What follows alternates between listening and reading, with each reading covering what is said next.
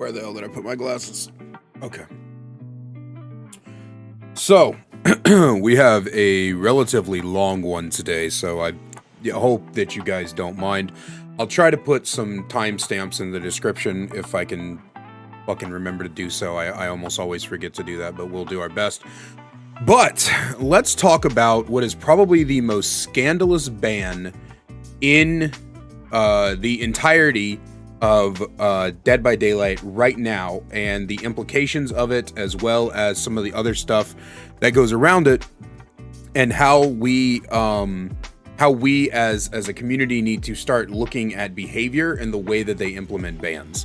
Now, first thing I want to do is tell you that I do have a history with being suspended from Dead by Daylight. If you guys remember a while back, there was this really rat Renato, and I ended up having a Nay help me find the Renato because he was not doing anything to help his team. He was not doing generators. He was not trying to go for saves. He wasn't doing anything, and so I just wanted him to get punished for it because 2 people died due to him basically crouching in a corner playing with his dick.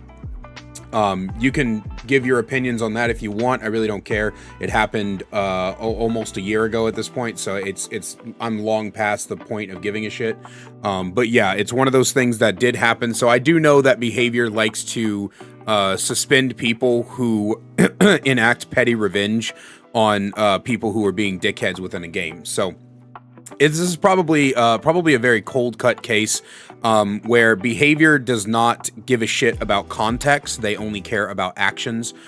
This is something that is very, very common with them, and so I just want everybody out there to be careful, right? Every time you do some like little petty act of revenge against someone, every time you try to do something that might even remotely be considered breaking the TOS, behavior will ban you if someone reports you.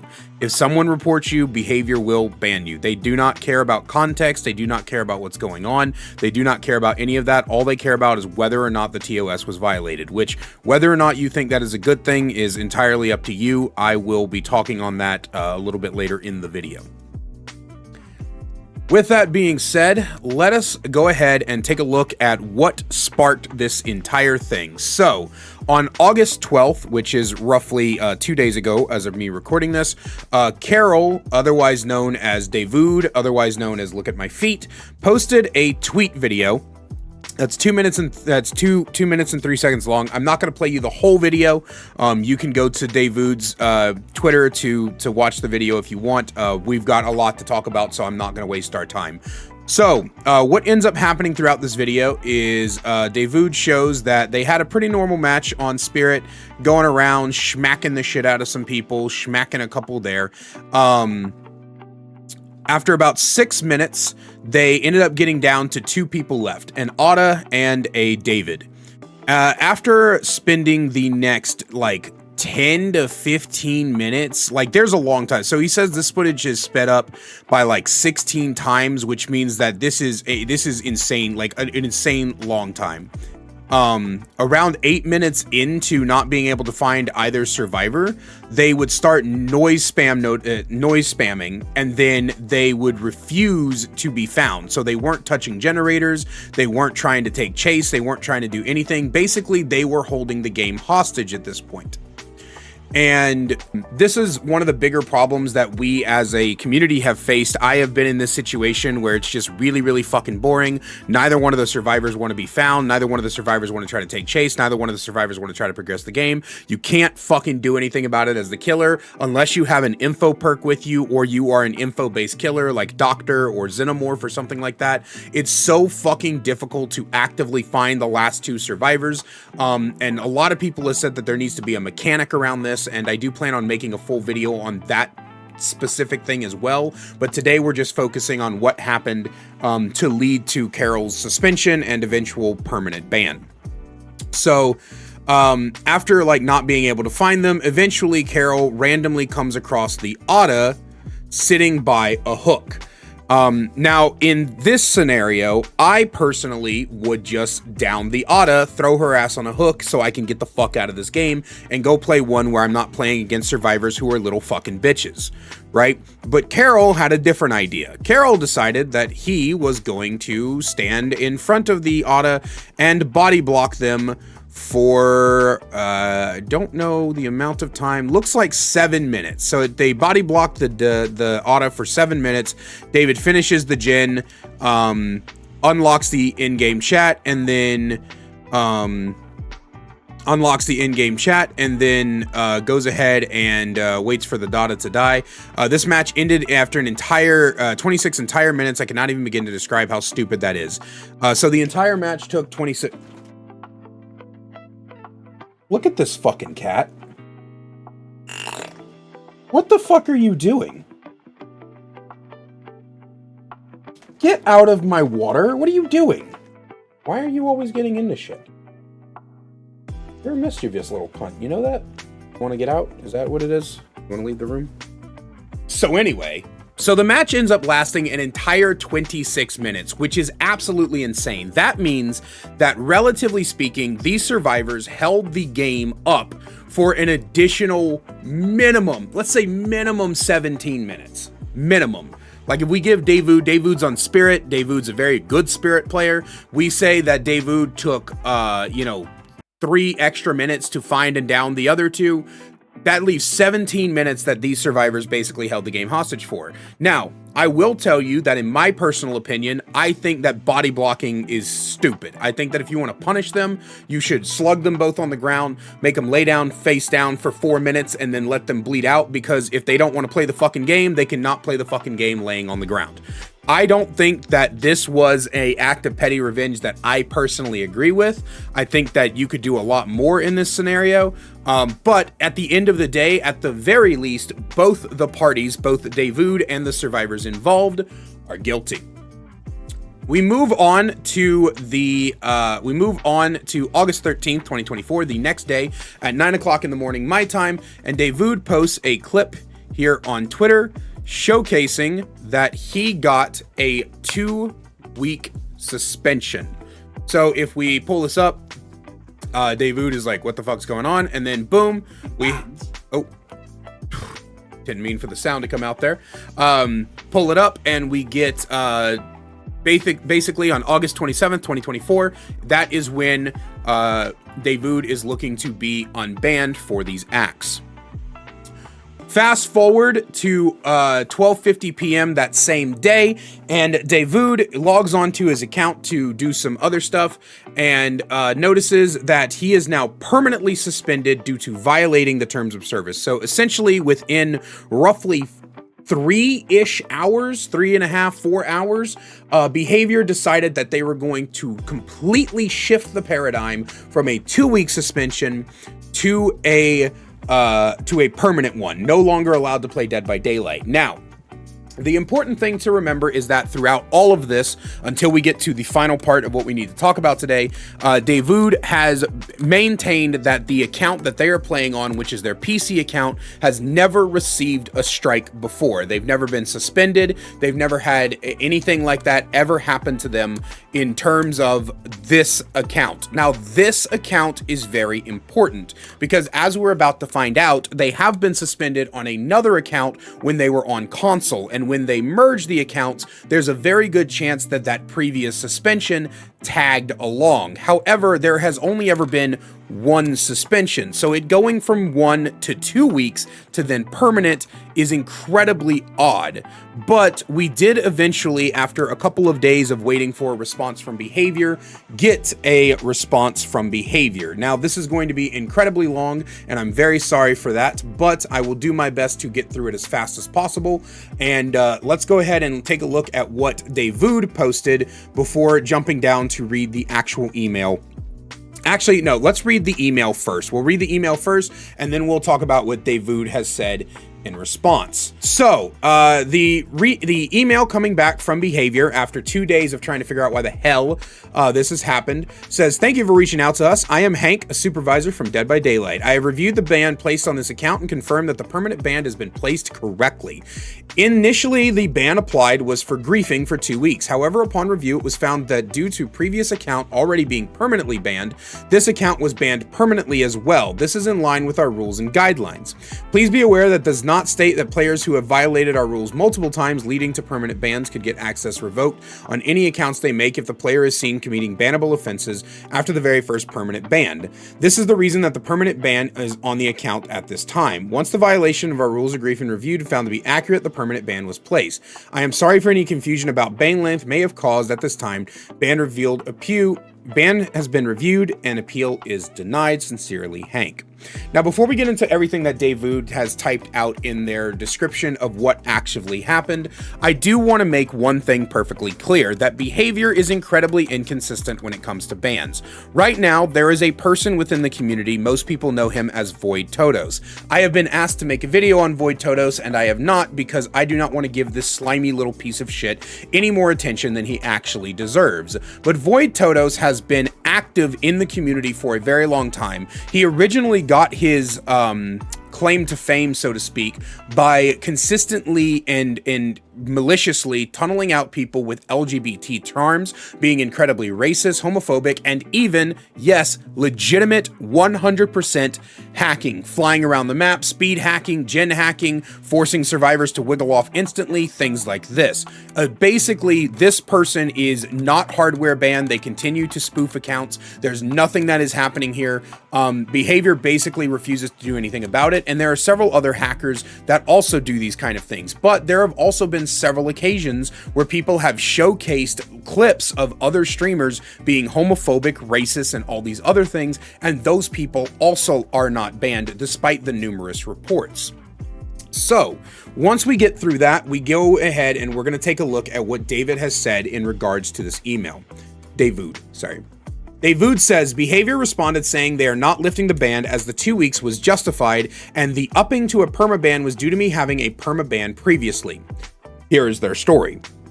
3 years ago, I moved from PlayStation to PC, and upon doing so, save injected 60 of each add-on, etc.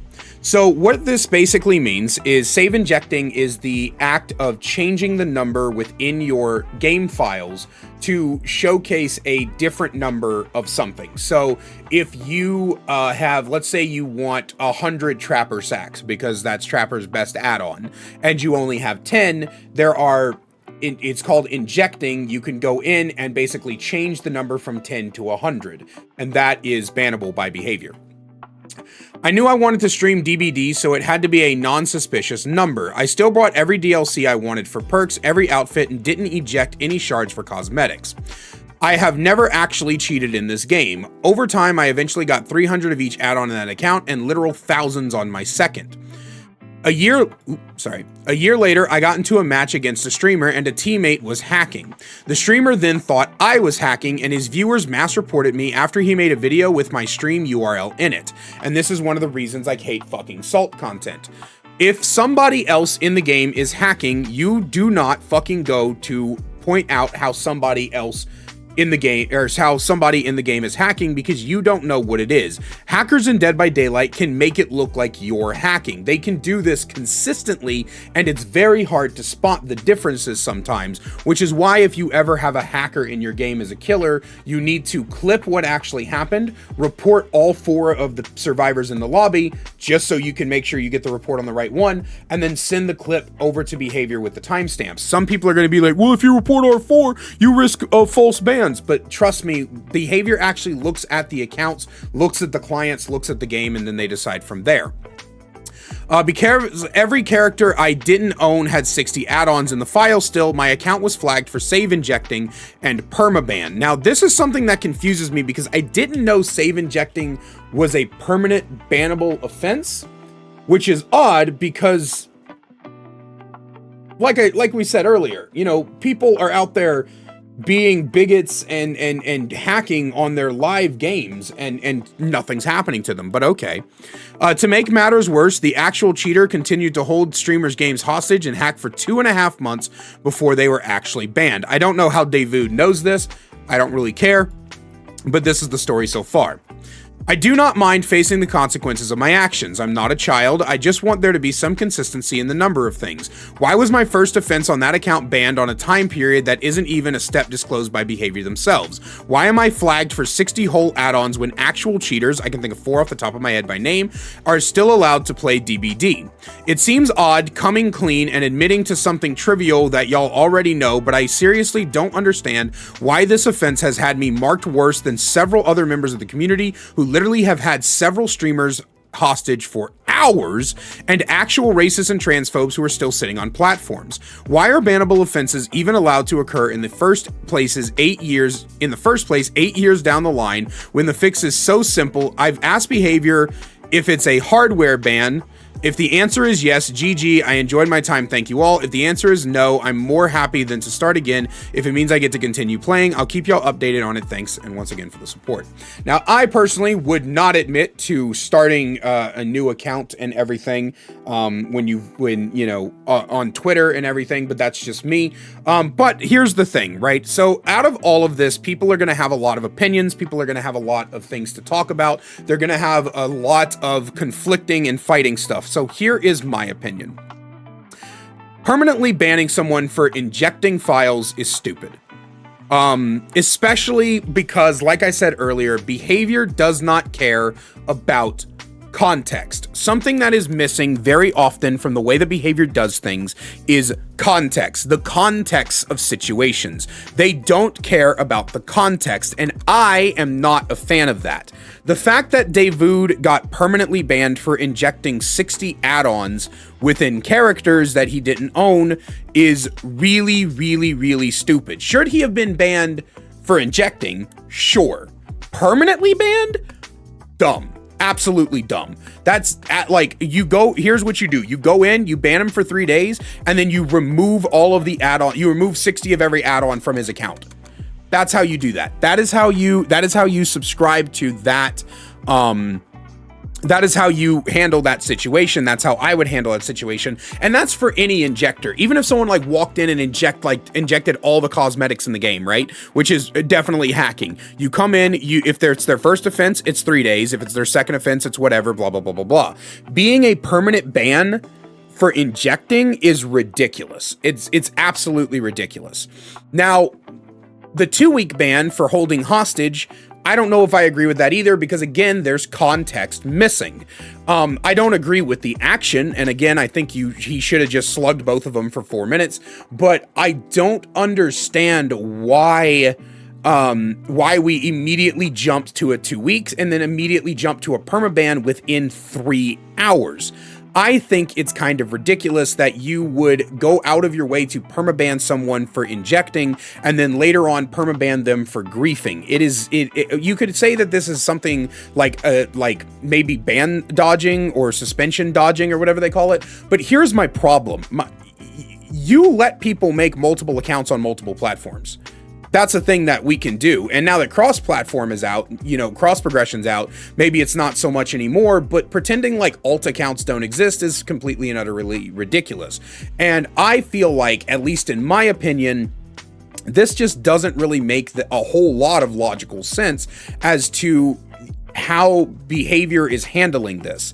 And I just don't like the removal of context from situations. I also don't like the idea that you can't actively talk to somebody about this. I understand that if every single person that got banned wanted to come in and talk to you about situations, it would be a fucking headache. You know, there would always be something to do for the ban department.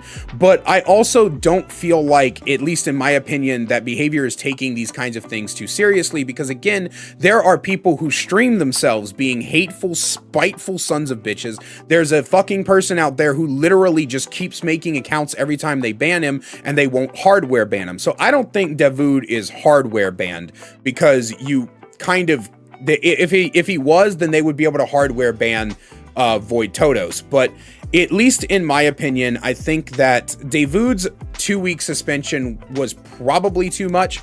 3-day suspension would have been fine. The permanent ban is completely unreasonable, but I don't just make these videos to spout my opinions at you. I make them so I can know what you think. So let me know down below. And as always, a great big special thank you to my channel members listed on screen now. If you want to find out how to become a channel member today and get awesome perks like seeing videos early, merch discount codes, and more, then please click that join button down below. I love you guys so much, and I will see you in the next one. Need more Kaiser in your life? Well, I've got you covered. Check out my second channel, The Kaiser Extras, where I upload full gameplays, stream compilations, me reacting to your Dead by Daylight clips, and more. We also upload a daily short with all the greatest clips from stream. We'll see you over there. Link is in the description.